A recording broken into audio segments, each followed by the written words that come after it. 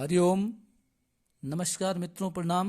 मैं आचार्य महेश्वर पुनः आपका स्वागत करता हूं श्री शिव शक्ति आध्यात्मिक चैनल पर। मित्रों, मैं आपको ज्योतिष के बारे में सूक्ष्म जानकारियां प्रस्तुत करता हूं।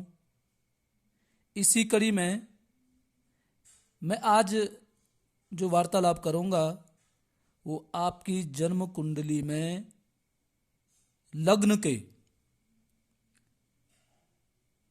कौन सी राशि आपके लग्न में है और उसका क्या फल आपको मिलता है उसके बारे में बात करूंगा।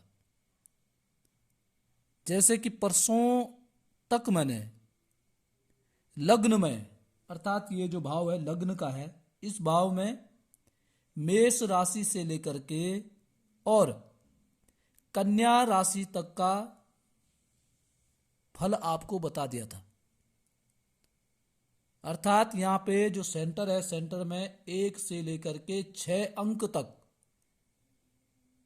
जिसके भी जो लिखा होगा उसके बारे में फल मैंने आपको बताया था।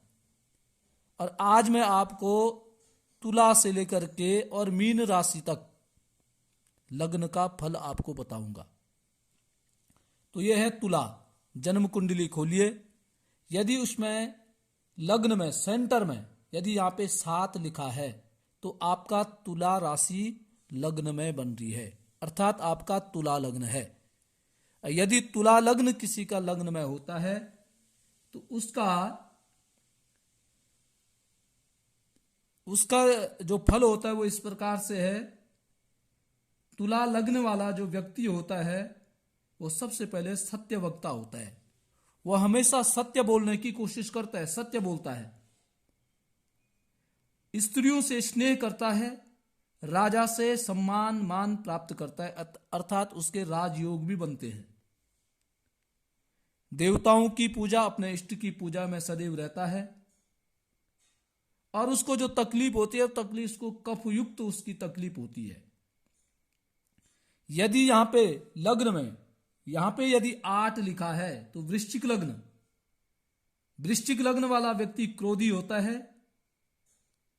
राजा से पीड़ित, गुणवान होता है, शास्त्र कला में अनुरागी और शत्रुओं को पराजित करने वाला, अर्थात शत्रुओं को मारने वाला होता है।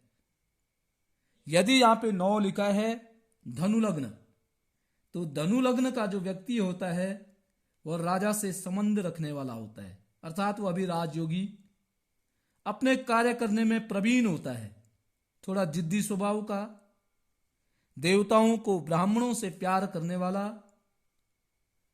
घोड़े गाड़ी इत्यादियों को रखने वाला और अच्छे लोगों से संबंध बनाने वाला होता है, परंतु थोड़ा जिद्दी होता है। यदि यहां पे 10 लिखा है, मकर लग्न आपका है, तो मकर लग्न वाला जो जातक होता है वो संतोषी होता है, डरपोक भी होता है और हमेशा छुपा हुआ रुस्तम होता है, चोरी छुपे पाप कार्य करता है। शरीर उसका लंबा होता है और शत्रुओं से ठगा जाता है, आलसी होता है, काम को धीरे धीरे करने वाला होता है। यदि यहां पे 11 लिखा है तो 11 का मतलब हो गया है कुंभ लग्न। कुंभ लग्न वाला जो व्यक्ति होता है वो धैर्य युक्त कार्य करता है, मित्रों के साथ ज्यादा रहने वाला होता है और ऐसा व्यक्ति घर परिवार से ज्यादा संबंध नहीं रखता है। उसका मन इधर उधर ज्यादा भ्रमण करता है